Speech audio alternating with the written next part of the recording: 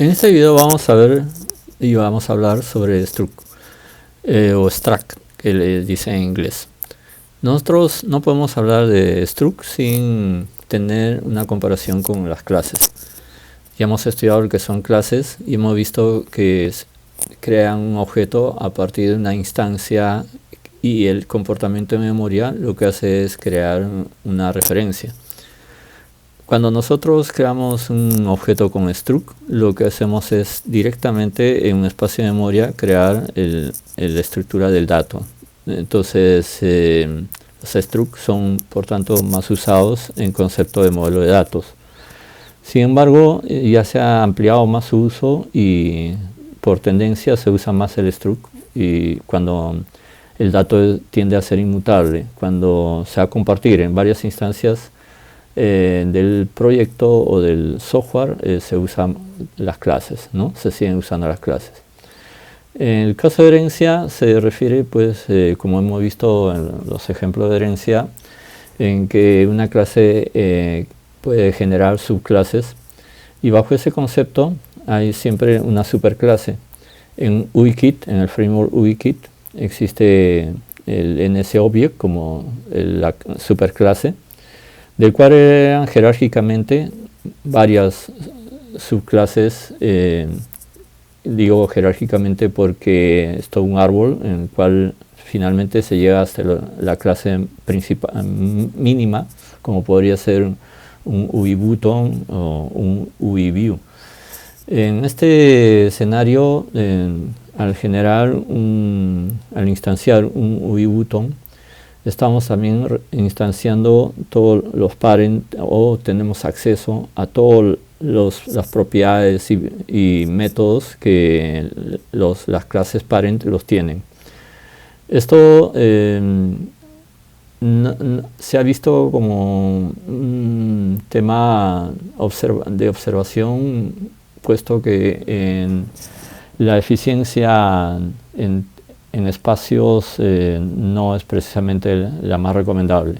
Para el caso del struct, en cambio, cada vez que se requiere un nuevo objeto, se crea una copia del anterior.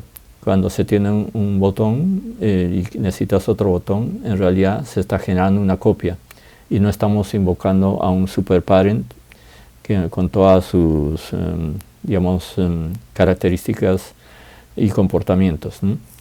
Entonces eso hace que sea más eficiente el manejo de memoria. En el caso de las clases existe el deinicializador, es decir, es un proceso o un método que permite liberar la memoria o retirar el objeto de memoria. Esto es porque hay también un contador de referencias. En el caso de iOS existe Automatic Reference Counting, el ARC, que se encarga de hacer ese proceso. La inmutabilidad, que es la tendencia del uso del struct, permite que los objetos sean definidos como un let. Ahora, también existe un grado de mutabilidad para efectos de excepción, digamos, ¿no? Pero generalmente el dato es inmutable, el objeto es inmutable. Las clases son por característica mutable, puesto que se asignan, aún siendo asignada una constante, lo que se asigna es una referencia, y el valor del objeto o las propiedades y métodos permiten la mutabilidad. De hecho, el struct no necesita destructores tipo de init. No necesita, puesto que, como hablábamos, estos son referencias por valor. ¿Cómo se maneja en la memoria las clases? Las clases, básicamente, al declarar un objeto o asignar a un parámetro en un método, etc., esto va a crear una referencia, o sea, usar la referencia de la clase que está en una posición de memoria, en el cual al declarar el objeto se le asigna otra posición de memoria en el cual se guarda las características de ese objeto. Por eso que cuando nosotros usamos el objeto para, digamos, tener un acceso, tenemos que usar la referencia, y aun cuando la referencia es una constante, como en este caso, nosotros podemos accesar y cambiar los datos, los valores de las propiedades. Esto está posicionado generalmente en el uso de la memoria heap, y eso vamos a tener una breve referencia en una lámina siguiente. En el caso del struct, al ser declarado el objeto, este es asignada en una posición de memoria fija, es decir, ya no hay forma de cambiar, por lo tanto, a partir de ahí, el resto de objetos de esa estructura o de ese struct son básicamente copias, que son asignadas también a un concepto de memoria denominado stack, que básicamente es una pila, y su comportamiento es más liviano que en el caso del heap. Es más liviano, usa una técnica de first input, first output, es decir, el primero que se apila es el primero que podría salir. Eso da más velocidad, como se ve en este resumen. Los objetos basados en struct son más veloces que los objetos que son instancias de clases, ¿no? Y esto es por el manejo de memoria y los accesos a sus propiedades o datos. En el caso de la asignación del stack, se refiere justamente al manejo de memoria, el cual es preasignado, tiene un comportamiento programático y de acceso más rápido que el heap, el cual que es donde se almacenan los objetos de clase.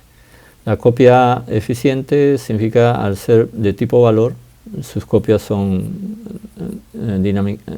dinámicamente más rápidos, lo que reduce la sobrecarga de gestión de referencias, es decir, con clases. El acceso directo se refiere a que no necesitamos usar referencias, por lo tanto también es un factor importante para el concepto de acceso, ¿no? Menor gestión de memoria, lógicamente seguimos el concepto del contador de referencias, no necesitamos el Automatic Reference Counting, ni vamos a crear redundancia cíclica ni nada parecido. Esto nos da una idea, esta lámina nos da una idea de cómo se divide la memoria en tiempo de ejecución. Los stack está en las direcciones altas de memoria, que digamos son las más volátiles, y las que son direcciones bajas son las más estáticas, es decir, que son parte generalmente que conversan con el sistema operativo. Esta lámina es el comportamiento de software en general, pero también es adoptado por iOS y los softwares que son denominados aplicaciones. Básicamente el stack es un concepto de espacio en memoria limitado. Entonces cada pila también es limitada y por lo tanto el manejo del apilamiento obedece de una manera la liberación de memorias casi automática. En cambio, el manejo de memoria y liberación de memoria en el caso de los objetos que se van generando en el heap son dinámicas. Entonces esto significa que va a tener que consumir recursos para buscar memoria, liberar memoria, etc. Entonces, con esta pequeña explicación teórica nos vamos al siguiente video, donde vamos a ver casos prácticos del uso de struct versus compararemos siempre con las clases.